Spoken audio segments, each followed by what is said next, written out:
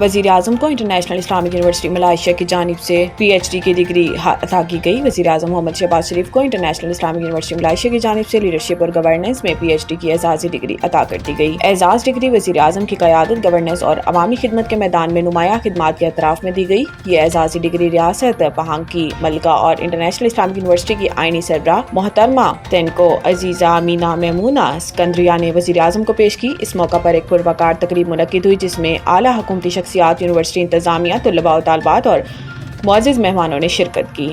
وزیر اعظم محمد شہباز شریف اور ملکہ پہانگ نے تقریب سے خطاب بھی کیا، جس میں دونوں شخصیات نے تعلیم، قیادت اور مسلم دنیا کے درمیان تعاون کی اہمیت پر زور دیا۔ بھارت کوئی طیارہ نہیں گرا سکا، ترجمان پاک فوج کے مارکہ حق میں چینی ہتھیاروں کی مؤثر کارکردگی کی توثیق۔ غیر ملکی جریدے بلومبرگ کو انٹرویو دیتے ہوئے DGISPR نے کہا کہ ہماری فوجی ترقیاتی حکمت عملی پیش ہمیشہ مؤثر اور کارگر پلیٹ فارمز اور اندرونی پاکستانی ٹیکنالوجی کو شامل کرنا رہی ہے۔ ان کا کہنا تھا کہ ہم ہر قسم کی ٹیکنالوجی، چاہے وہ خود ساختہ ہو یا مشرقی اور مغربی، اس کے حصول کے لیے تیار رہتے ہیں۔ DGISPR نے کہا کہ پاکستان بھارت کے ساتھ ہتھیاروں کی دوڑ میں شامل نہیں۔ پاکستان نے کبھی بھی اعداد و شمار اور حقائق سے کھیلنے یا چھپانے کی کوشش نہیں کی۔ DGISPR نے تصدیق کی ہے کہ مارکہ حق میں ہندوستان پاکستان کا کوئی بھی طیارہ نہیں گرا سکا۔ بلومبرگ نے لکھا کہ ایک ہفتہ قبل امریکی صدر ڈونلڈ ٹرمپ 7 بھارتی طیارے مار گرائے جانے کی تصدیق کر چکے ہیں۔ بلومبرگ نے اپنی رپورٹ میں کہا کہ مارکہ حق میں پاکستان کے چینی ساختہ J-10C نے رافیل سمیت متعدد بھارتی فضائی طیارے مار گرائے۔ DGISPR نے مارکہ حق میں پاکستانی ہتھیاروں بشمول پاکستانی افواج میں شامل چینی پلیٹ فارمز کی مؤثر کارکردگی کی توثیق کی۔ بلومبرگ نے کہا کہ اگست میں پاکستان نے Z-10ME حملہ آور ہیلی کاپٹر کو بھی اپنے ہتھیاروں میں شامل کرنے کا اعلان کیا۔ پاکستان چینی ہتھیاروں کے ساتھ ساتھ امریکی ساختہ F-16 طیاروں کا استعمال بھی کرتا ہے۔ سندھ و پنجاب حکومتوں میں کشیدگی، صدر کی طلبی پر وفاقی وزیر داخلہ کی کراچی آمد۔ کراچی پہنچنے کے بعد وزیر داخلہ کی سندھ کے وزراء سے ملاقات ہوئی۔ وزیر داخلہ محسن نقوی نے سندھ کے وزیر داخلہ ضیاء الحسن لنجار کے گھر جا کر ان کی والدہ کے انتقال پر تعزیت کی۔ اس موقع پر صوبائی وزیر شرجیل انعام میمن بھی موجود تھے۔ وزیر داخلہ محسن نقوی نے مرحومہ کی مغفرت، درجات کی بلندی اور لواحقین کے لیے صبر کی دعا کی۔ یاد رہے کہ سندھ اور پنجاب حکومت کے درمیان ہونے والی کشیدگی ختم کروانے کے لیے صدر مملکت آصف علی زرداری نے وزیر داخلہ محسن نقوی کو فوری طور پر طلب کیا۔ ذرائع ایوان صدر کے مطابق صدر آصف علی زرداری نے وزیر داخلہ محسن نقوی کو ٹیلی فون کر کے سندھ اور پنجاب کے درمیان چلنے والی کشیدگی پر تبادلہ خیال کیا۔ اس سے قبل سینٹ میں خطاب کرتے ہوئے وزیر قانون اعظم نذیر تارڑ نے کہا تھا کہ صدر آصف علی زرداری بزرگ سیاستدان ہیں، وہ صلح جوئی کا کردار ادا کریں گے۔ ان کا کہنا تھا کہ وہ پیپلز پارٹی کو منا لیں گے، اپوزیشن کو زیادہ خوش ہونے کی ضرورت نہیں۔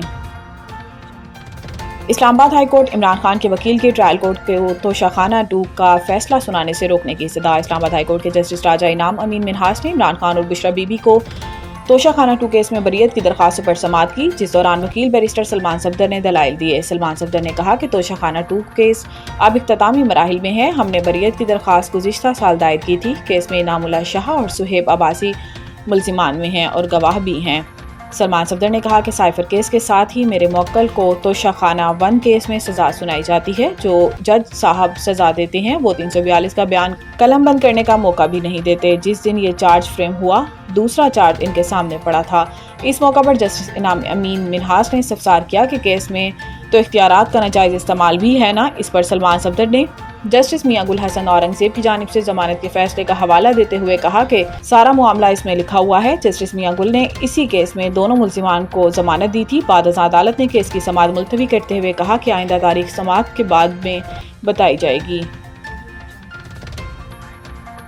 سمندری طوفان شکتی کراچی سے کتنے فاصلے پر ہے؟ محکمہ موسمیات کے مطابق سمندری طوفان شکتی اس وقت کراچی سے تقریباً 960 کلومیٹر جنوب مغرب میں ہے۔ طوفان آئندہ 6 گھنٹوں میں مزید کمزور ہونے کا امکان ہے۔ اگلے 12 گھنٹوں میں ہوا کا کم دباؤ بننے کا امکان موجود ہے، جبکہ ماہی گیروں کو اگلے 12 گھنٹوں تک گہرے سمندر میں نہ جانے کی ہدایت کر دی گئی ہے۔ ہوا کی رفتار 70 کلومیٹر فی گھنٹہ تک ریکارڈ کی گئی۔ آئندہ 6 گھنٹوں میں ہوائیں 45 سے 65 کلومیٹر فی گھنٹہ تک کم ہو سکتی ہیں۔ سمندری طوفان شکتی کے باعث کوئٹہ مٹی کے طوفان کی لپیٹ میں آ گئے، جس کے باعث حد نگاہ بھی کم ہو گئی۔ سمندری طوفان شکتی کے اثرات بلوچستان تک پہنچ گئے ہیں۔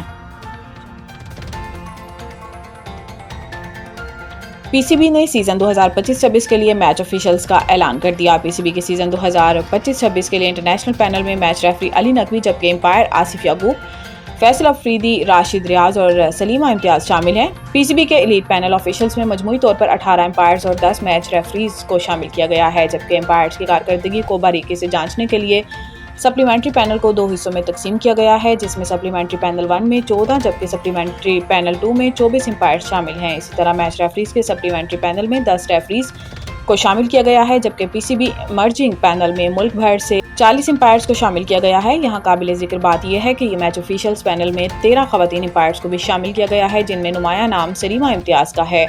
پی سی بی کے مطابق نئے پینلز کی تشکیل کا مقصد ملک بھر میں امپائرنگ اور میچ ریفریز کی کارکردگی بہتر بنانا ہے۔